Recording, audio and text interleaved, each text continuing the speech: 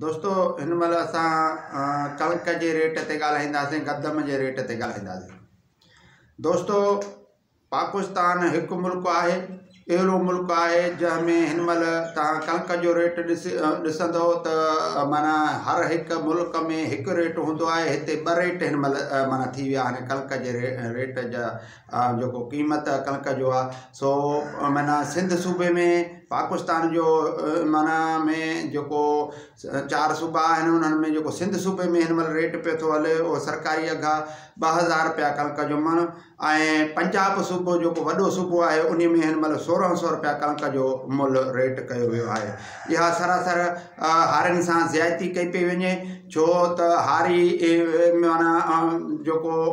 हारी ऐं ज़मींदार ॿई पोइते हलिया वेंदा ऐं इहो जेकॾहिं माना हुकूमत खे इहो सब्सिडी ॾियणो आहे त उहो अवाम खे त हुननि खां 2000 रुपया रेट वठी ऐं माना सब्सिडी करे हुननि खे भली घटि ते ॾिए, बिल्कुलु ॾिए, पर रही ॻाल्हि त इहा सरासर हारियुनि सां ज़्यादती आहे, पंजाब सूबे सां ज़्यादती आहे। पंजाब सूबो वॾो सूबो आहे जेको पाकिस्तान में उन खे पंहिंजो वॾो भाव तस्वर कयो थो वञे ऐं उन वॾे सूबे खे हिन महिल जेका मौजूदा हुकूमत आहे उहा चए थो त जीअं वॾे सूबे खे मुआशी हालात वॾे सूबे जा मुआशी हालात तंग कया वञनि, जीअं उन्हनि जो अनाज जा रेट घटि मिलनि, इन अनाज जे रेट घटि मिलण जे करे माना माना कणक जी इस्मल थींदी ऐं कणक माना जी खोट थींदी। पंजाब सूबे में एतिरी खोट थींदी छो त इहो जिते माना इहो जेको माना पंजाब सूबे मां माण्हू वापारी जेके आहिनि उहो इहो अनाज कणक वठी ॿियनि सूबनि ॾे मुंतक़िल कंदा या ॿाहिरि मुल्क मुंतक़िल कंदा, छो त रेट हिन महिल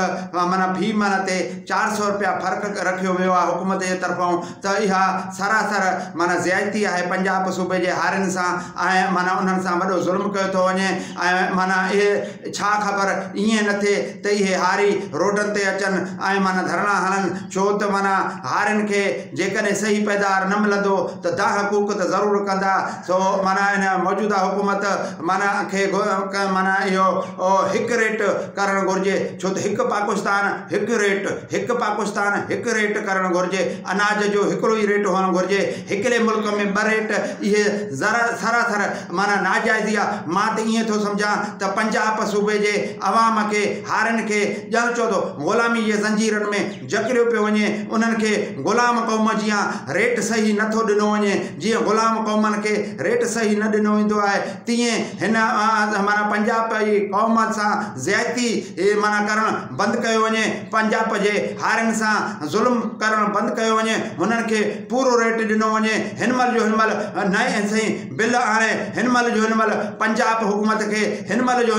माना 2000 रेट कणक जो करणु घुरिजे, छो त सिंध में हिन महिल 2000 सरकारी रेट रखियो वियो आहे। वफ़ाक़ खे मां गुज़ारिश कंदुसि त वफ़ाक़ी हुकूमत बि पंजाब हुकूमत ते नज़रसानी करे ऐं पंजाब जे आबादगारनि सां सुठो रवैयो रखे ऐं उते रेट हिन महिल कणक जो गंदम जो हिन महिल 2000 रुपया ॾियणु घुरिजे, छो त माना